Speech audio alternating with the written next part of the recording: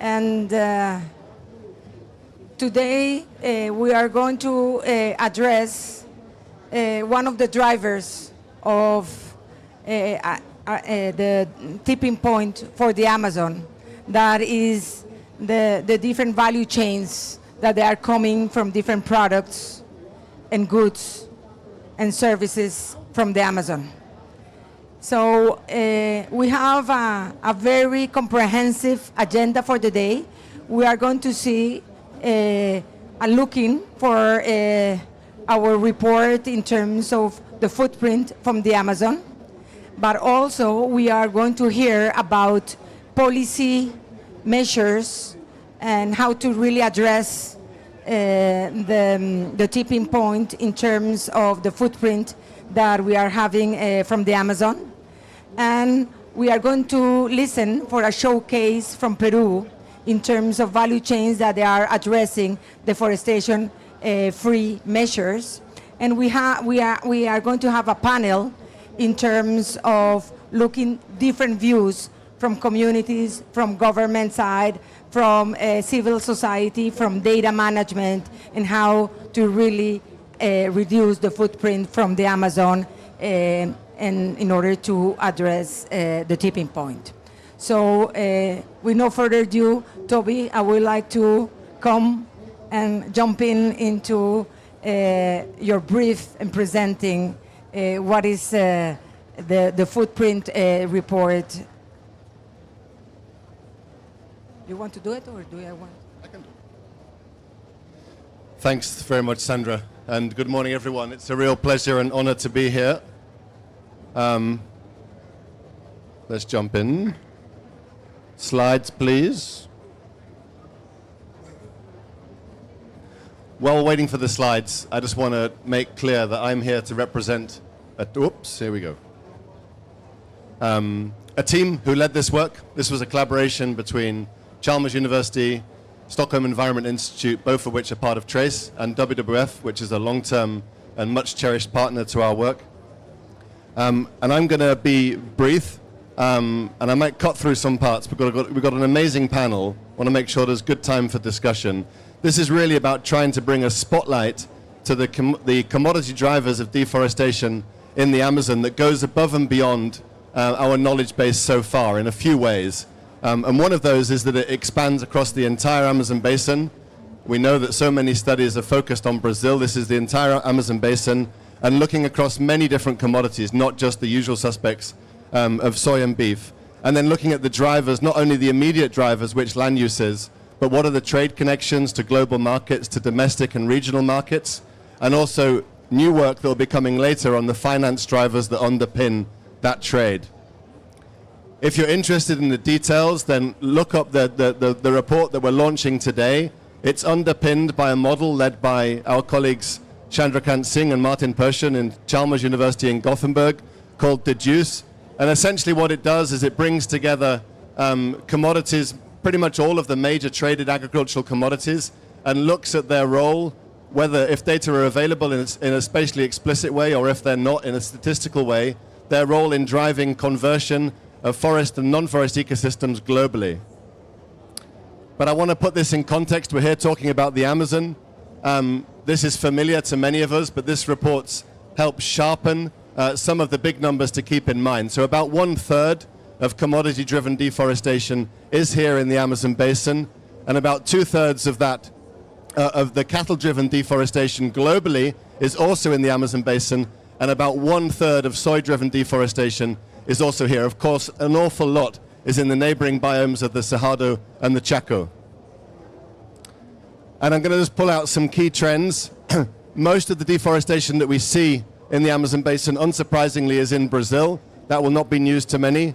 But other countries are brought more into focus so we can start to target regional policies, because the value of a basin-wide footprint analysis is not just the big numbers. It's about how we can tailor and target policies so they can be most effective to regional and sector-specific contexts.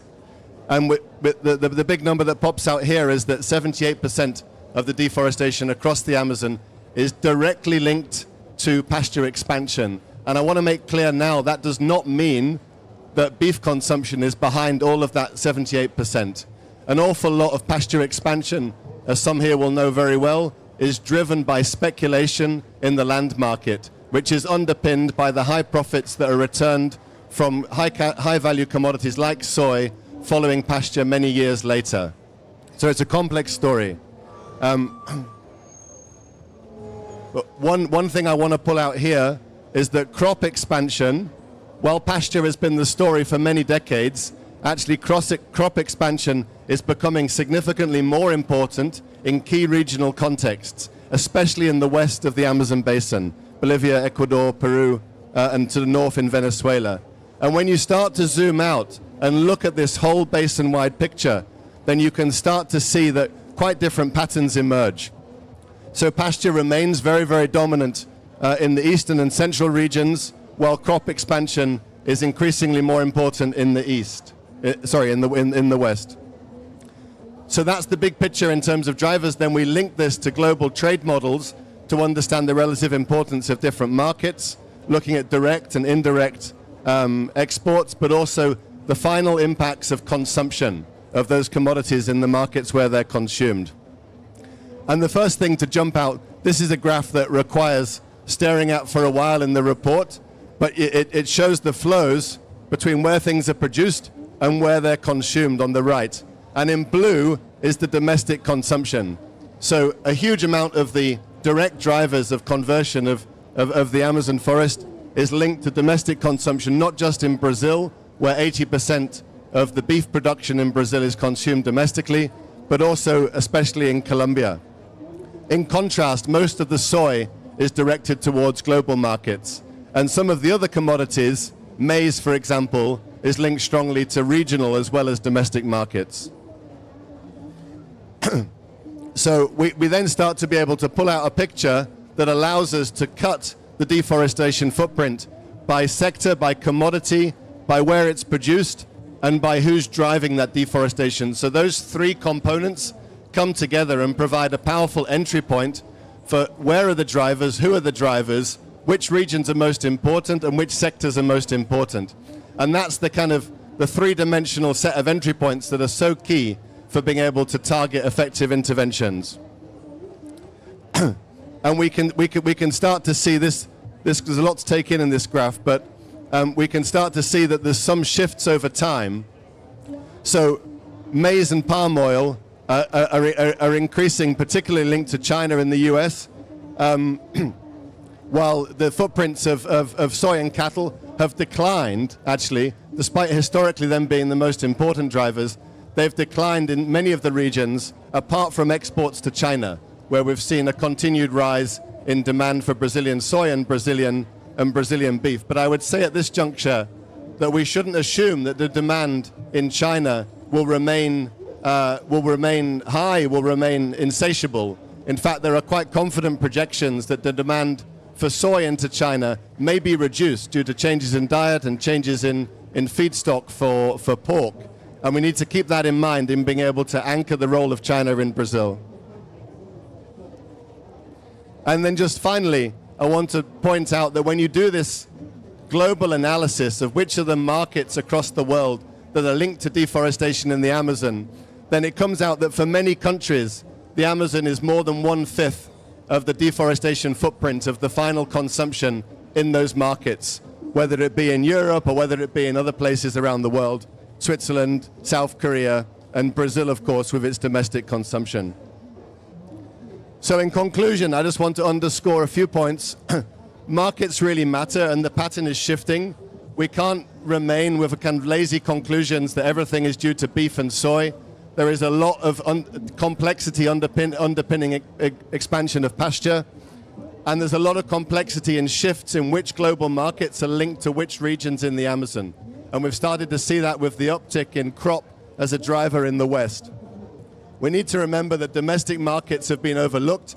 They are critically important, but international markets remain a cornerstone of the deforestation footprint in the Amazon, and many of the key levers start in international markets. And this provides us with a basis for targeted policies, which we'll now jump into in the remainder of the discussion. But I just want to end on a positive note, which is to underscore that as many people here perhaps already know, Brazil released its deforestation figures a few weeks ago, and deforestation fell by 11% up to the last July and the previous July, which is an astonishing achievement. So we are moving in the right direction, just not fast enough, and these data and the work presented in the rest of this session will tell us how to unlock and accelerate the interventions that are already underway.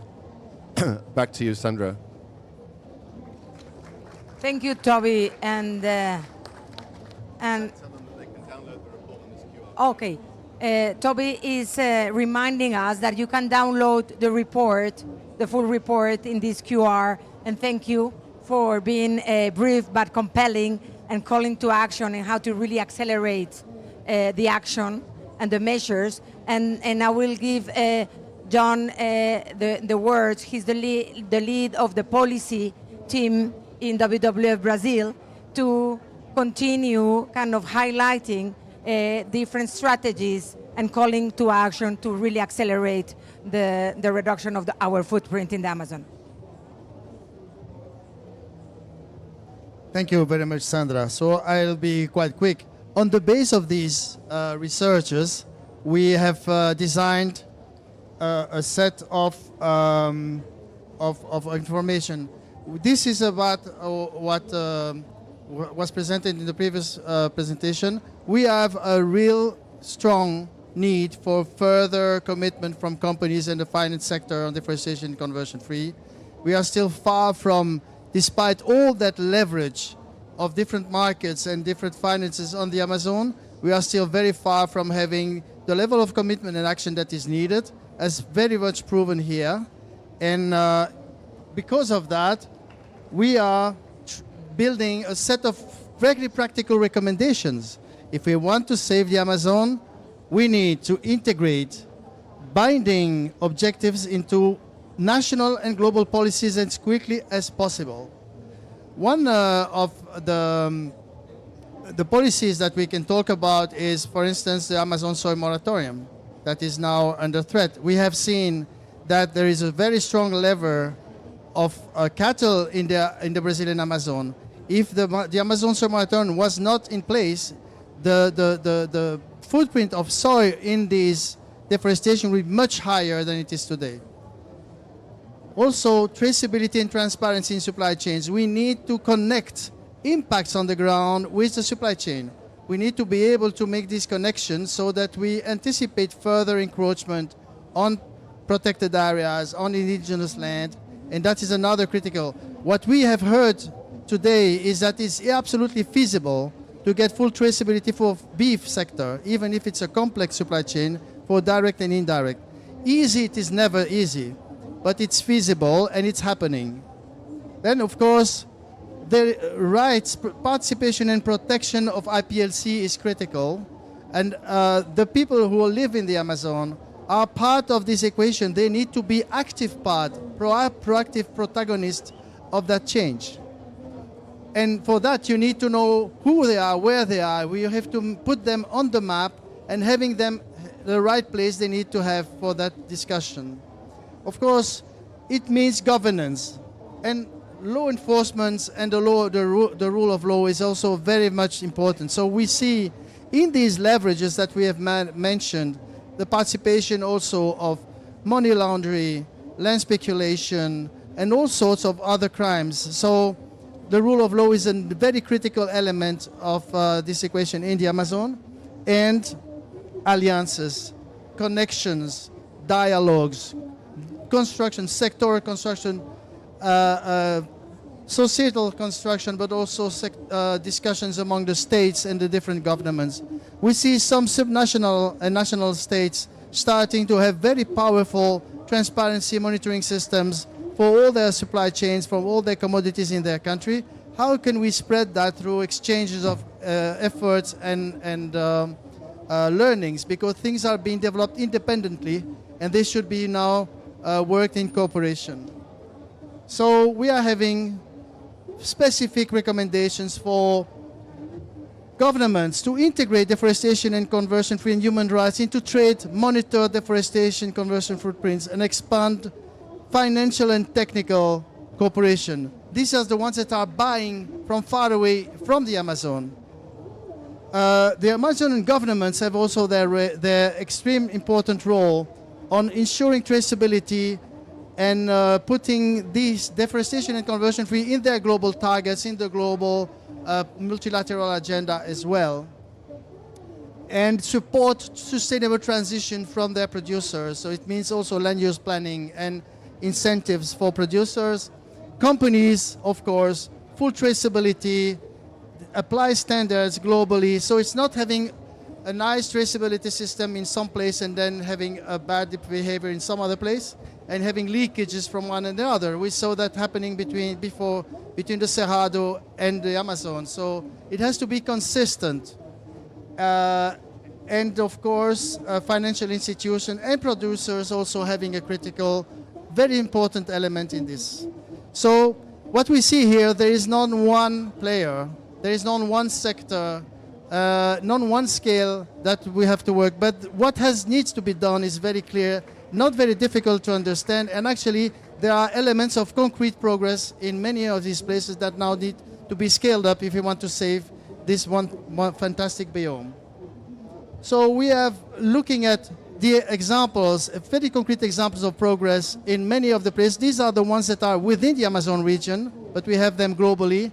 And I will not read that, but we are having for soy, from livestock, coffee, cocoa, and many other, potentially other commodities to have fully transparent DCF supplies, fully traceable supplies, and ethical, respectful of human rights as well. So that's it. Thank you very much. Thank you, Jean. I think it's very important that we have a call to action in terms of international commitments and policies, a whole integration of the biodiversity and NDC's action agenda, but also in terms of monitoring and traceable, but also in terms of the collaboration between multiple stakeholders and multiple scale. And that is the word to Alonso Cordova. Please welcome. He's our governance and policy lead in Peru, who will go deep down to show a case in terms of cacao and coffee in the Peruvian Amazon. So please give us the words. Gracias, Sandra. Es un gusto y un placer estar aquí con todas y todos. Sorry, to be inclusive, we are going to switch to Spanish and Portuguese. So I will ask if the ones that they don't understand Spanish to grab the headphones in the back, or maybe Mane and Alex, you can help me to bring headphones for people to be able to understand Spanish and Portuguese that we are switching for.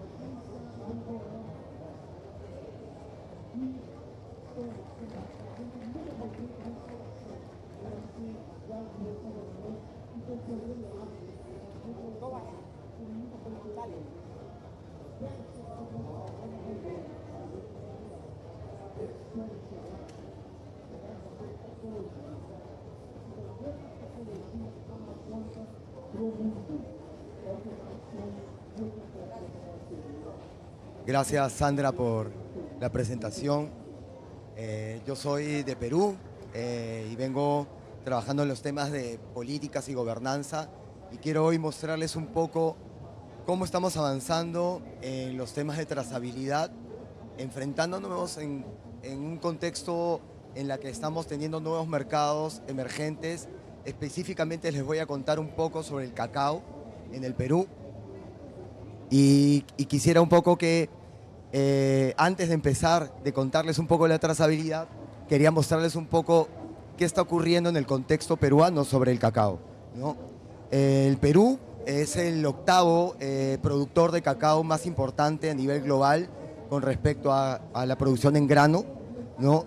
Es una cadena de valor que está impulsada principalmente por pequeños productores, por productores que están asociados muchas veces a través de las cooperativas, que es una forma muy particular en el caso peruano que ha venido funcionando muy bien.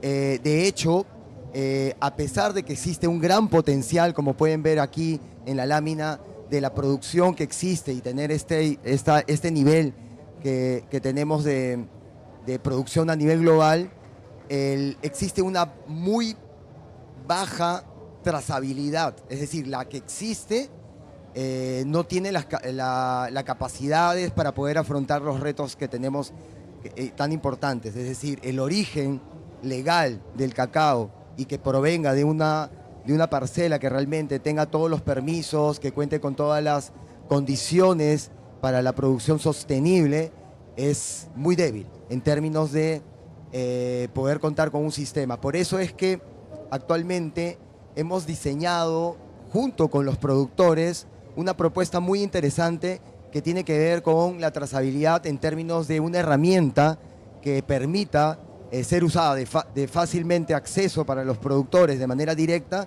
y que también tenga una alianza también con quienes son las autoridades que permiten la extracción del cacao o la producción como propiamente dicha, ¿no?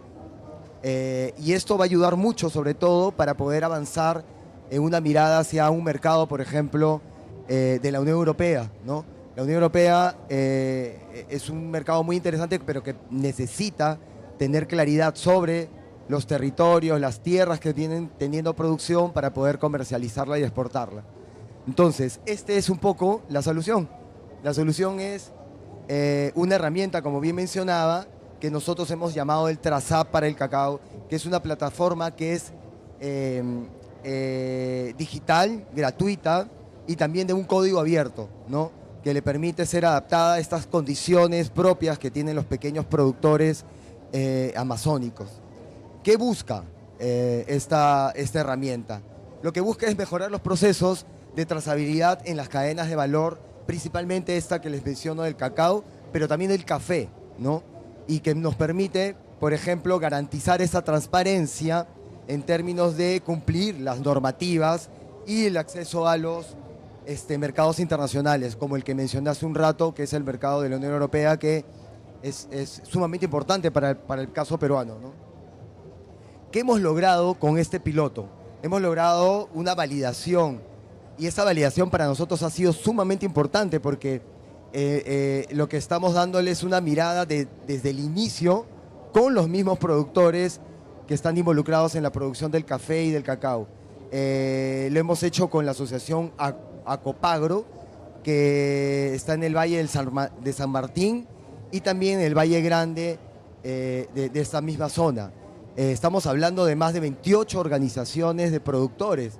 Cada organización puede tener un poco más de 100 productores. Es decir, lo que hemos buscado es tener procesos participativos para la socialización del proceso de construcción o co-creación de esta propuesta de diseño, ¿no?, de la cadena productiva para que vaya siendo adaptada y les permita a los productores poder avanzar en ello, ¿no?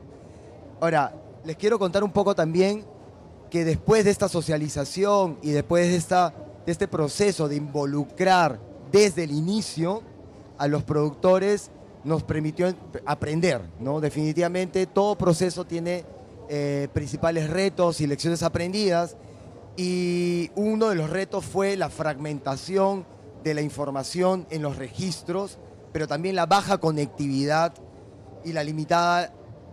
Existen muy pocas personas que han pasado por una educación en términos de alfabetización digital. No sé si es una forma correcta de mencionar, pero es que no todos estamos muy vinculados a estas formas de trabajar de manera digital o el uso de herramientas que tengan que ver con nuestros celulares, ¿no? o aplicativos o computadoras, etc. Eso de repente fue como una ingenuidad de parte de nosotros. Tenemos que primero tener una muy buena base para poder avanzar en términos de conocer qué tanto conocen las personas sobre la digitalización. Y otra lección aprendida es la coordinación institucional. Si bien es cierto, estos son productores que a veces están muy lejos de la institucionalidad estatal o de sociedad civil, que no les permite necesariamente poder acceder a información, incluso a mejorar capacidades. ¿Y qué hemos aprendido? Hemos aprendido, obviamente, lo que mencionaba, a involucrarlos desde muy temprana la iniciativa. Creo que eso es básico, y sobre todo para que tengan una apropiación y relevancia sobre el sistema de la trazabilidad como tal, que lo entiendan y que consideren que es importante, ¿no? Combinar la trazabilidad y la asistencia técnica favorece competitividad y conservación de los bosques. Es decir, hemos visto una manera más integradora de este sistema para poder mirar no solamente un enfoque sobre la producción y las mismas parcelas, sino un enfoque incluso de paisaje. ¿Cuáles son los siguientes pasos? Vamos a iniciar pilotos con cooperativas y capacitar a los productores para validar y mejorar el sistema. Y por último, integrar el monitoreo geoespacial para poder consolidar y escalar la herramienta en la Amazonía, promoviendo su adopción por las cadenas productivas de otro tipo, más allá del café y del cacao. Y eso es un poco lo que le quería contar, y muchas gracias. Thank you, Alon. I think we went from the analysis, the technical analysis, in the footprint report, kind of showing what is happening in the Amazon and the rates of the deforestation due to different value chains. And we went through policy recommendations at the global, regional, national, and subnational and local with multiple stakeholders. And we went to look with our innovative governance mechanism how to monitor with different technologies, with the communities, to start from the field to do the traceability system. And right now, we are going to call the panelists to have other views, so we will have a more systemic approach. So we are going to have Daisy from the government of Ecuador. Please, Daisy, come on. She's the Director of Climate Change Adaptation from the government of Ecuador. And we will have as well, oh my goodness. Chai is already here or not? So we are going to bring Chai later on when she gets from another panel. She's an activist from the Brazilian country. And we have Maria Jose Andrade, a member of the Confeñay, an indigenous organization from Ecuador. And we have Boris, I don't know how to pronounce, excuse me, Patenterger, the French director from the Zero Deforestation Proteins campaign in Mighty Earth. So I'm going to sit maybe here in the middle, so we can give the room to Chai when she comes in. And I will start with government. Daisy, can you let us know how you see the government policies in terms of really bring the synergies in terms of the traceability of these different type of value chains from the Amazon being included to be traceable, and commitments from the government perspectives in different policies, programs, and plans?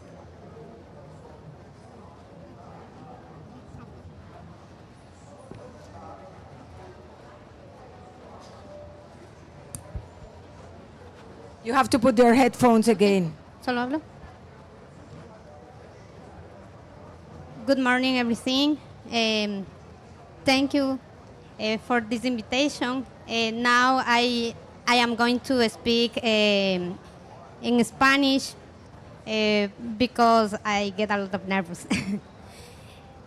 Para el gobierno del Ecuador, el tema de libre de deforestación es una política y está enfocado a una iniciativa de mitigación del cambio climático.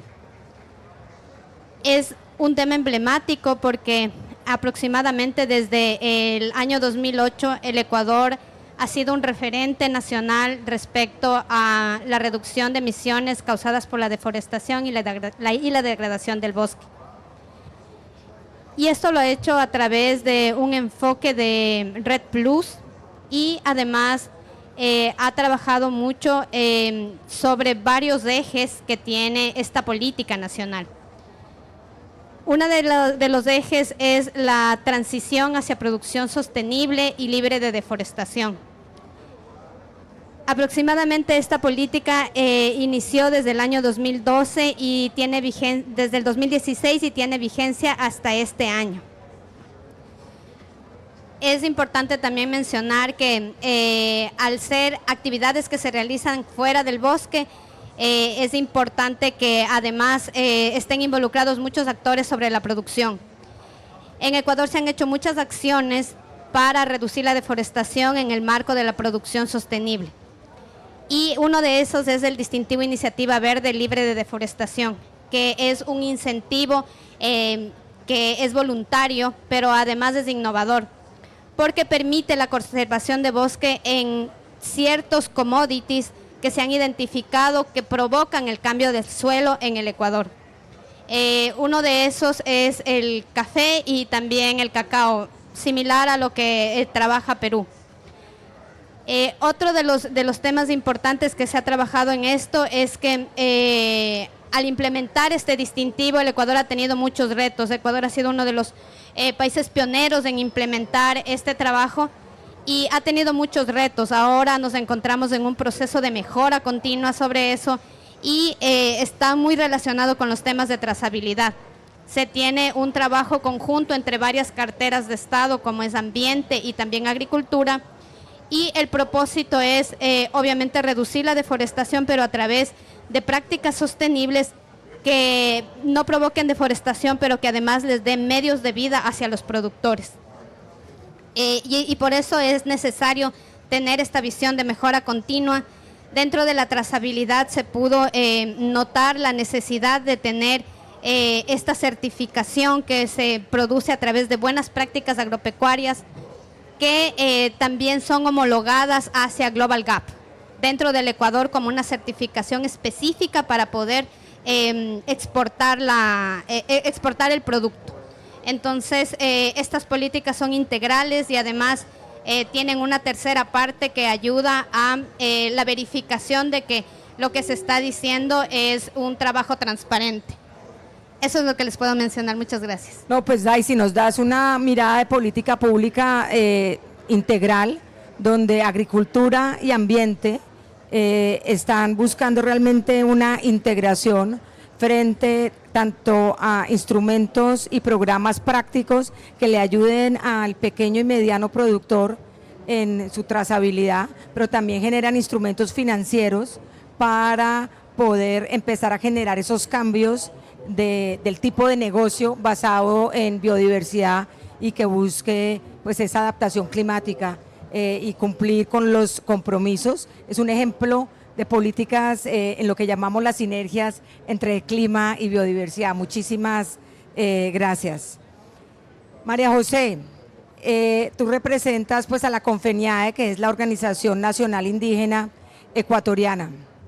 Y sabemos que los temas de tenencia de tierra, pero también los temas de la gobernanza y de que la voz, el conocimiento indígena se ha tenido en cuenta en estas políticas y programas, pero también son parte de esa solución de fortalecer el reconocimiento de los derechos territoriales y de los mecanismos de participación, son parte de la solución. Cuéntanos cuál es esa perspectiva desde la Confeniae y desde la visión indígena. Creo que una de las cosas importantes de rescatar es que Confeniae es la única organización indígena ahora mismo en el país en hacer la implementación de medidas Red+. Y dentro de ese marco tenemos varios ejes significativos. Uno de los principales es precisamente la legalización y reconocimiento de las tierras colectivas. Este punto es muy importante para nosotros porque sin tierra los pueblos indígenas no podemos generar gobernabilidad y no podemos generar la conservación de la biodiversidad y también la mitigación y adaptación al cambio climático. Entonces, desde ahí parte esta perspectiva de por qué es tan importante para nosotros acceder a nuestras, a tener la tenencia de nuestras tierras colectivas, pero a la vez para generar distintas otras áreas significativas que se generan de esa gobernanza de la tierra, ¿no? Entonces, cuando nosotros hablamos de gobernanza de tierra, estamos hablando también de otros 4 pilares, siendo la gobernanza como la casa mayor, la maloca mayor, y los pilares fundamentales que son educación, salud, cultura y economía. Cuando tenemos todos estos pilares bien asentados, nos damos cuenta que puede funcionar, que funciona de verdad la gobernanza, y por ello necesitamos ponerle atención a todas estas áreas. Cuando hablamos sobre todo en temas de cómo hemos elaborado este camino un poco para generar lo que nosotros llamamos ahora economías indígenas, es fortalecer un programa de gobernanza interno que permite que los emprendimientos liderados por poblaciones indígenas estén conscientes de esa trazabilidad, pero también de que no va a ser un producto amazónico como cualquier otro, sino que provee ese potencial, ese valor agregado de tener conocimiento ancestral indígena. Ese conocimiento que ha hecho posible que tengamos los bosques en pie, y no solo se trata de un tema de deforestación cero, sino más bien de cómo manejamos esa gobernabilidad a nivel de nuestros sistemas de conocimientos para que sea posible que el bosque esté en pie. Ahora, cuando hablamos solo de temas económicos o de trazabilidad, no tenemos que dejar en cuenta, como decía, estos pilares de la gobernanza. La gobernanza para nosotros sale desde nuestros sistemas agroalimentarios, que son las chacras. Cuando tenemos un fusionamiento de toda la diversidad que hay de plantas, de especies dentro de nuestro territorio, hacemos posible esta gestión orgánica que para nosotros es funcional y es holística también. Entonces, creo que va más allá de cómo solo generamos una trazabilidad hacia afuera, sino también hacia adentro. Lo último que me gustaría decir es que si estamos avanzando para que no haya una producción más de combustibles fósiles, que todos los combustibles, al menos de Ecuador, están yéndose todos a Estados Unidos. No permitamos que con el tema de la comercialización de productos amazónicos, todos los productos que estén en la Amazonía, especialmente el azaí, el mocambo, todos los superfoods que ahora se conocen, tengan el mismo final que los combustibles fósiles. Tenemos que pensar primero en la gobernanza local y cómo todos estos productos van a favorecer primero a los territorios de donde salen antes que hacia afuera. Caso contrario, si seguimos hablando de cadenas de valor con un mercado hacia afuera, no vamos a tener una conservación interna. Gracias. Gracias, María José. Creo que nos acabas de dar una muy buena enseñanza y llamado a la acción. Desde esos sistemas de gobernanza propios tenemos que fortalecer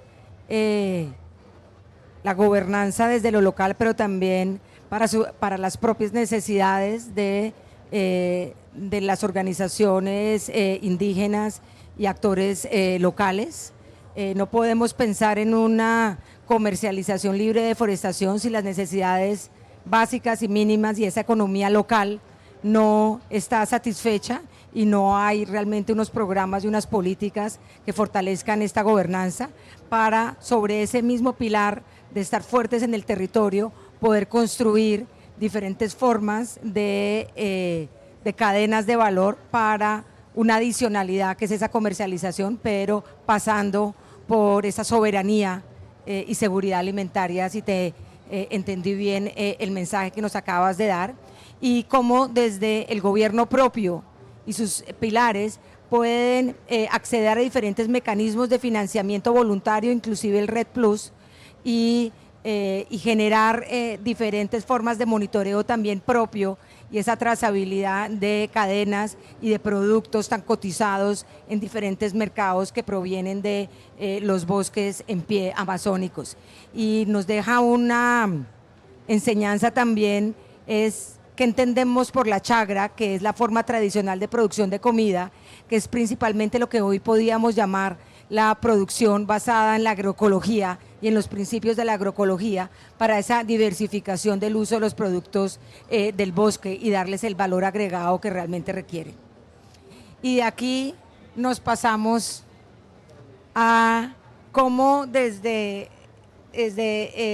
Boris, de las campañas que ustedes están liderando para soya y otros productos que son motores de deforestación y de impacto desde la Amazonía, en particular brasilera, cómo podemos hacer ese llamado a la acción con esas incidencias desde tecnología, pero desde también desde la comunicación y de entender el valor de la naturaleza y el valor de los productos del bosque. Thank you very much. I will come back, yes, to the soy and cattle questions. I would like to thank Toby for the great presentation. I think what I take from this presentation is that we can easily see that in Brazil, in the Brazilian Amazon, the main driver of deforestation is the cattle. And for me, I think it's a great example that the Amazon soy moratorium was a great success because it's helped to remove monoculture, expansion, from the Amazon, but it was just for the Brazilian Amazon. We saw that in Bolivia, it's not the case, and it's the case in the Brazilian Amazon. I think this great tool need to be maintained and expanded. And we at Mightiers, we did a report that we launched at the beginning of the COP. It's the Rapid Response report. We are launching each trimester these new reports, and we saw a new soy-driven deforestation expansion into the Amazon. We saw an expansion of 3 times higher during the last 3 years in comparison with the beginning of the Amazon soy moratorium. We also saw that the deforestation, the direct soy-driven deforestation, is increasing by 71%, which is really high. And it's also an example that the deforestation is not starting now from soy, and also the Amazon soy moratorium issue that we are facing at the moment. It's a political issue at the moment in Brazil, but it has started from years. We can link this pressure on the Amazon soy moratorium to the new market demands of soy like China, but we also see that in Brazil there are lots of new projects, logistic infrastructure projects in order to export soy from the Brazilian Amazon towards China and Europe, and those projects has been supported by the soy traders. So it's not only a political issue, it's also an economical issue. And the good news that I wanted to share is that we are seeing some growing interest into supporting the Amazon soy moratorium in Europe.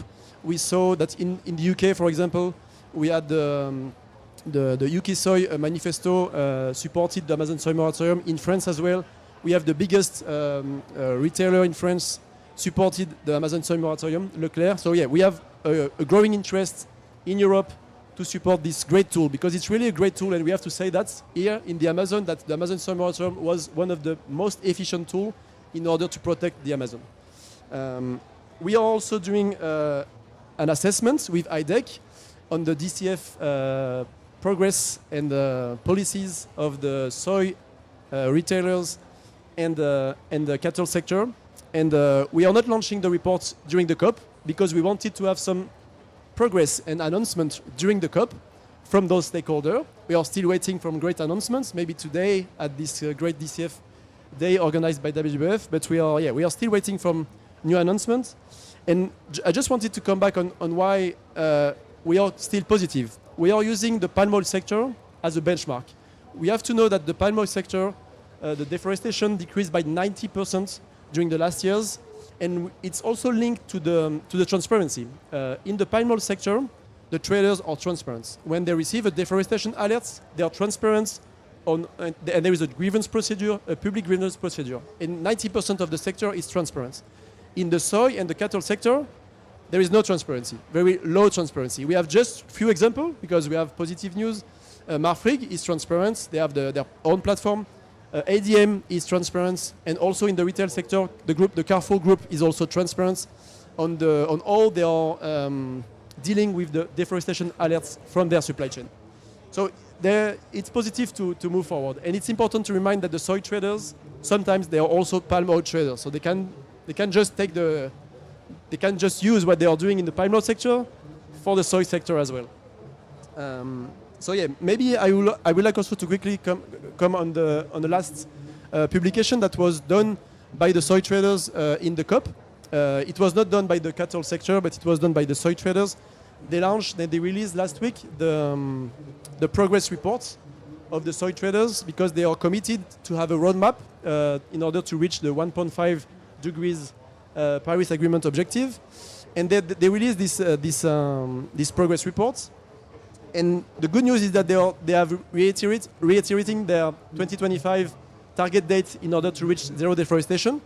But that's the only good news, because for the rest, it's really preoccupating because they are mixing the cutoff date, the target date, the reference date, and the pledge. It's really complicated for Europe to understand that, and we have to know that so far there is no good progress, there is no reporting on where they are in order to reach the zero deforestation. And the end of 2025 is it 1.5 months, and the COP is just one week more. So we are expecting more progress. They're also mixing the definitions. They are weakening the traceability. So yeah, we are quite kind of preoccupied, but we are still waiting for announcement during this COP event. So yeah, to be short, I would like to welcome any announcement during the COP from the soy and cattle sector, because even if they are not the main driver of deforestation, they are the main driver of deforestation. So we are expecting much more from them during this event, the COP event in the Amazon. Thank you. Thank you, Boris, for giving us the perspective and the hope that we have the cattle, the soy, and the palm, and others, kind of a call to action, a concrete commitments during this COP and the next years, but also with the evidence that you were highlighted that you had in the reports launched, is that there's progress going on, and there is still hope. We are not in the level that we should be, but there is changes in the way of doing business, and that we need stronger commitments, not only in terms of the government commitments, but also in the private commitments. And we have a few minutes left. I will ask our public if they want to highlight or to have other call to actions or questions, not only for our panelists, but from the previous presenters, or highlighting certain key remarks that you would like also to share with all of us. I don't know if we have...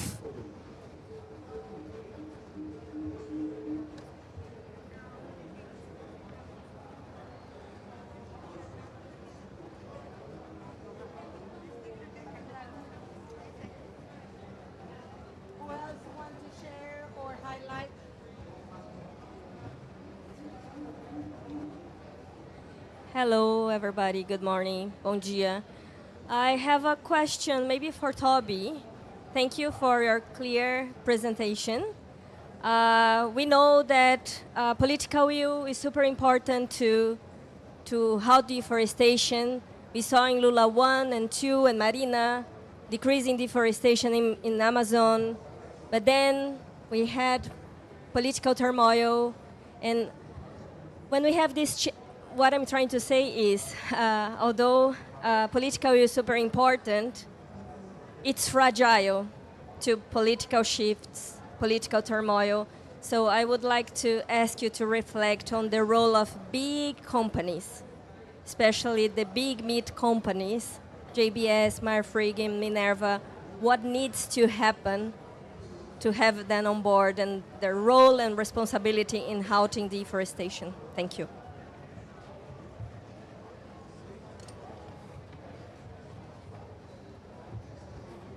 Thanks, Salini. There's plenty of people in the room that could speak to this just as authoritatively as I could, but I would say their role is to not to keep looking for political signals before acting, but to take the initiative. I think now we're moving out from a phase where, the political kind of direction sending of the negotiation process is shifting into an implementation phase with the whole action agenda. And the interaction between activities led by industry and how that shapes political signals and how political signals shape leadership by business is now going in two directions. So we need momentum and we need to drive a positive tipping point. So it's regardless of shifts in political leadership that progress can be maintained. But there's no question that the big companies have a critical role to play in stepping up and being accountable for the impacts that they're linked to. Sandra, ¿puedo decir algo? Okay, I think one of the most important parts for me being part of this panel, it was because we were going to find maybe conversation with Martin from OTCA and other partners. Here is the government from my country. So I think it's better to talk more about alliances. Also, because we are in a tipping point. And if we lose the Amazon, we are going to lose the heart of the world. So let's keep in mind that. And if we are keeping promoting more things that are harming our territories, especially for indigenous peoples, we are not doing anything. Sorry about that.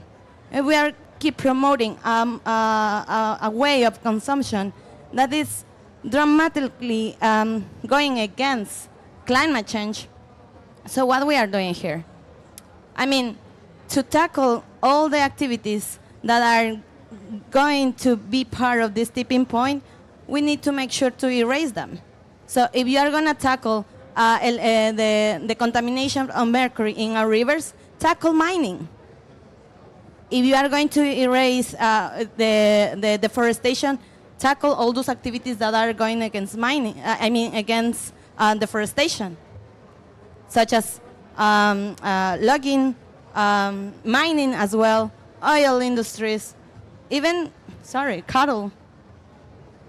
Because it is promoting that for our region.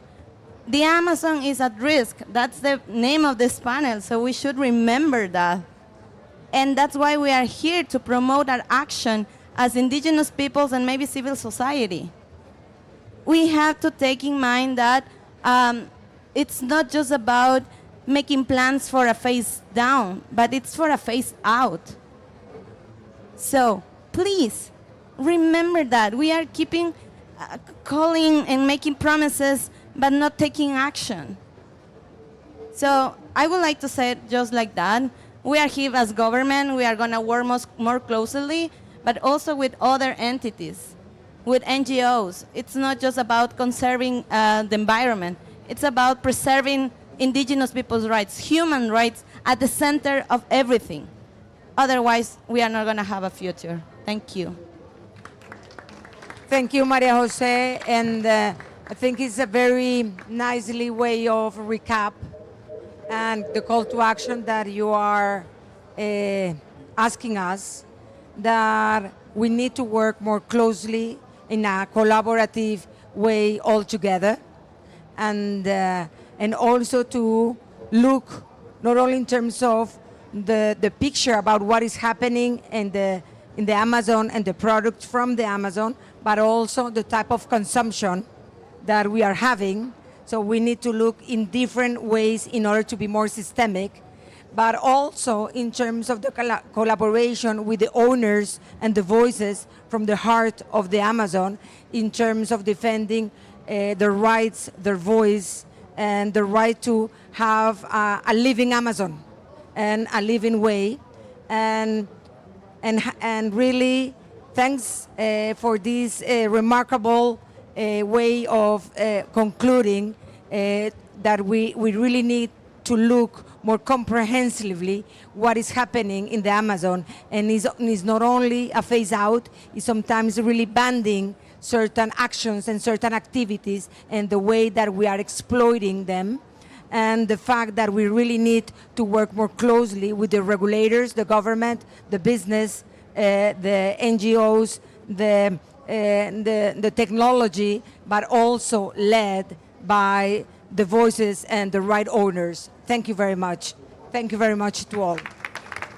We are going to take a picture. Please, Alonso and